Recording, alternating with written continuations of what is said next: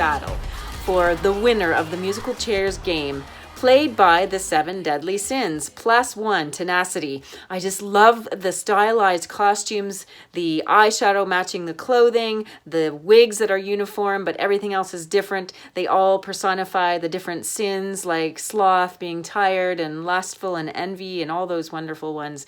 Plus, the host is very Grace Jones-like. She's gorgeous. There's a lot of fun in this, a lot of cheeky humor, and tenacity wins. Awesome film, a lot of fun. This was the elimination of the 7 deadly sins from society, seen as from the perspective as a game of musical chairs. It's poignant in that their eliminations are based on their own independent flaws as sins themselves, and it's entertaining in that it is done with great spirit and fun through the costume designed by Holly Copeland, who brought real characterization and personality to the wardrobe, and not just by choosing certain colors.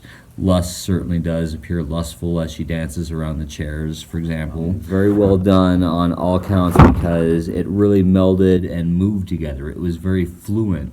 And as we see that tenacity, which we've all accepted as the one sin that we're all allowed to have and express in human form in public, it brought great irony to the end of it and joy to watch it. I'd also like to say I like seeing Rocky's facial expressions awarding the surviving sin to tenacity. Great fun to watch. What people kind of struggle with, like demons that they're trying to face or that are like the most common ones, and putting it in the kind of setting of a like kids game or a game that we all grew up playing or learned how to play when we were kids was really interesting. And then kind of whittling it down with which sins or demons were losing and like which ones were staying and kind of harder to defeat. I thought all of that was really, really interesting, but overall I thought it was a really fun movie. Just a lot of fun. Great choices all around for this style of music. The wardrobe, just the colors, the sets, it was all really playful, really enjoyable. I just found myself smiling through the whole thing. It was hard not to. It's just, really fun to watch, fun to listen to. Definitely check it out. So much fun to watch. It was so creative. In fact, when I first started watching the video, I thought I had made a mistake because I thought that there was like an ad roll playing before the video. That's just how high the production value was.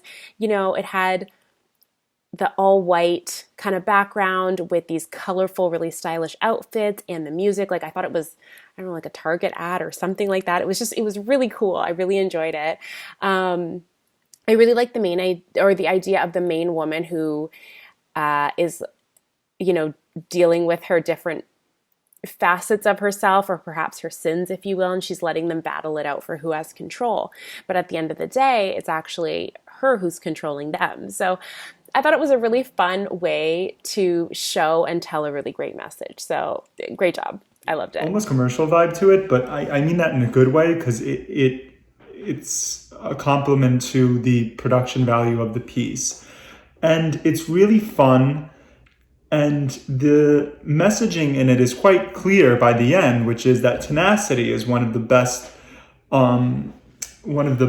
qualities you can have as an individual, and it often can circumvent the more problematic qualities that we all suffer from, things like greed and pride, the kind of classic 7 deadly, which in some way or other we all have a part of.